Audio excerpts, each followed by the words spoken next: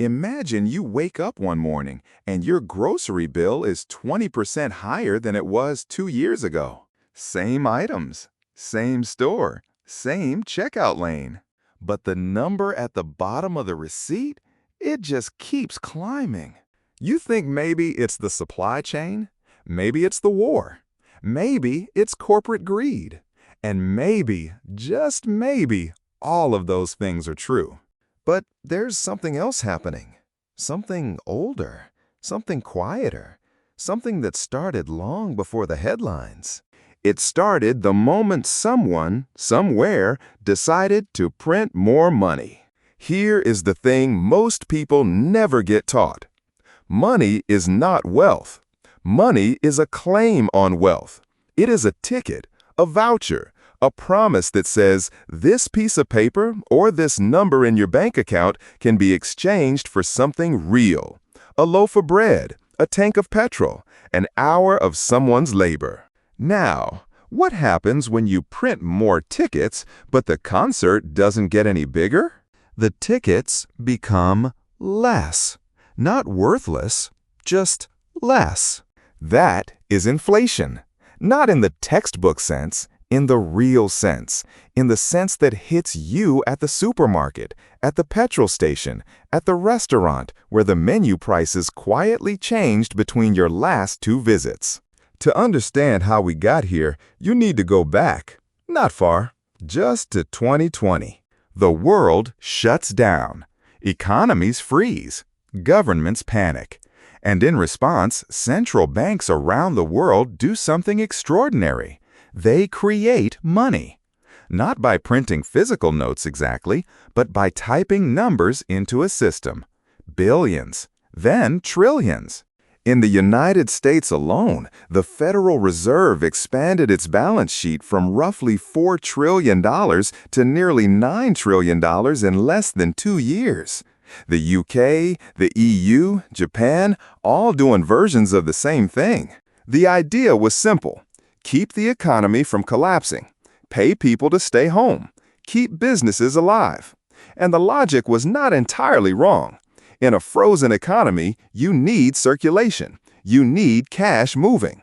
But here is where it gets interesting.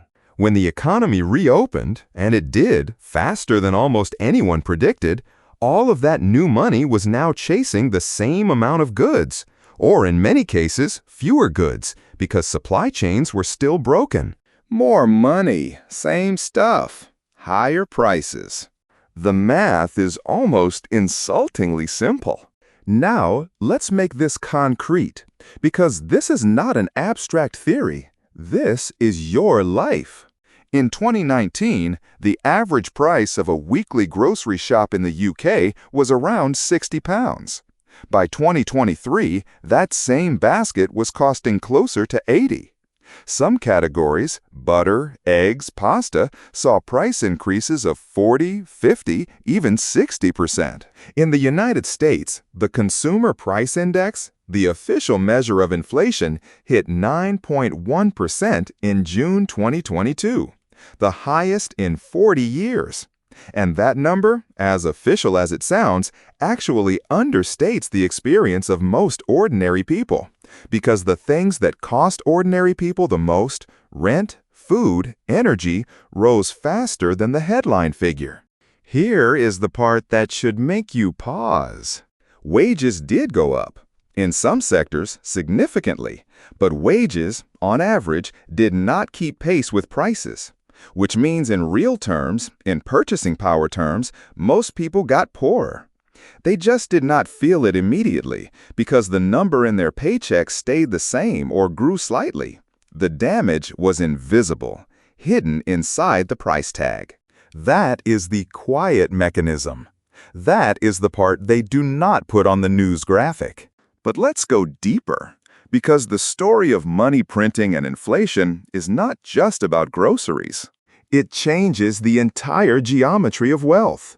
When you print money and inject it into the financial system, it does not distribute itself evenly. It flows first to the people and institutions closest to the source. Banks, large corporations, asset holders, people who own property, people who own stocks. This is sometimes called the Cantillon Effect, named after an 18th century economist who noticed that newly created money changes prices unevenly depending on who receives it first. The person who gets the new money first benefits. They buy things before prices rise. The person who receives it last, the wage worker, the pensioner, the person on a fixed income, they get the money only after prices have already adjusted upward. They pay the inflation tax without ever knowing they paid it. So while the headlines were celebrating asset price booms, stock markets hitting record highs, property prices surging, something else was happening underneath. The gap between those who own assets and those who do not was quietly widening. Not because of skill, not because of effort, but because of proximity to the money printer. Now here is where the story gets genuinely uncomfortable. This is not a new trick, not even close. Rome did it with coins, shaving the edges, reducing the silver content, calling it the same value. The result was centuries of creeping devaluation. The Weimar Republic in 1920s Germany printed so aggressively that by 1923, people were carrying wheelbarrows of cash to buy bread. Zimbabwe in the 2000s printed its way to a $100 trillion note that could not buy a bus ticket. Those are the extremes, the disaster stories. But between responsible monetary policy and Weimar Germany, there is a vast spectrum. And most developed economies in the last decade have been quietly moving along that spectrum, not toward disaster, but away from stability. The Bank of England openly targets 2% inflation per year. The Federal Reserve does the same. What this means, if you think about it carefully, is that the official goal, the stated, deliberate target, is for your money to lose half its purchasing power every 35 years. By design, intentionally, planned. That is not a conspiracy. That is monetary policy. It is in the official documents. The argument in favor of this, and there is one, is that mild inflation encourages spending and investment. If your money slowly loses value, you are incentivized to use it, to invest it, to put it to work. Deflation, when prices fall, can cause people to hoard, to wait, to freeze economic activity in anticipation of lower prices tomorrow. The counterargument is that 2% inflation, sustained over decades, systematically transfers wealth from savers to borrowers. It punishes prudence. It rewards leverage. It makes the financial system addictive to cheap money. And when cheap money goes away, as it did in 2022 when interest rates started rising, the withdrawal is brutal. Mortgage rates doubled in some markets. Property prices began to crack. Businesses that had survived on near-zero interest rates suddenly faced a cost of capital they had never planned for. The hangover, it turns out, is proportional to the party. And here is the part that almost no one talks about. The problem with printing money is not just that it causes inflation. It is that it makes the next crisis harder to manage. Think of it like this. When a central bank needs to stimulate an economy, it cuts interest rates and expands its balance sheet. But if rates are already near zero, as they were for most of the 2010s, you have almost no room to cut. You have used your ammunition during the calm. So when the storm comes, you print.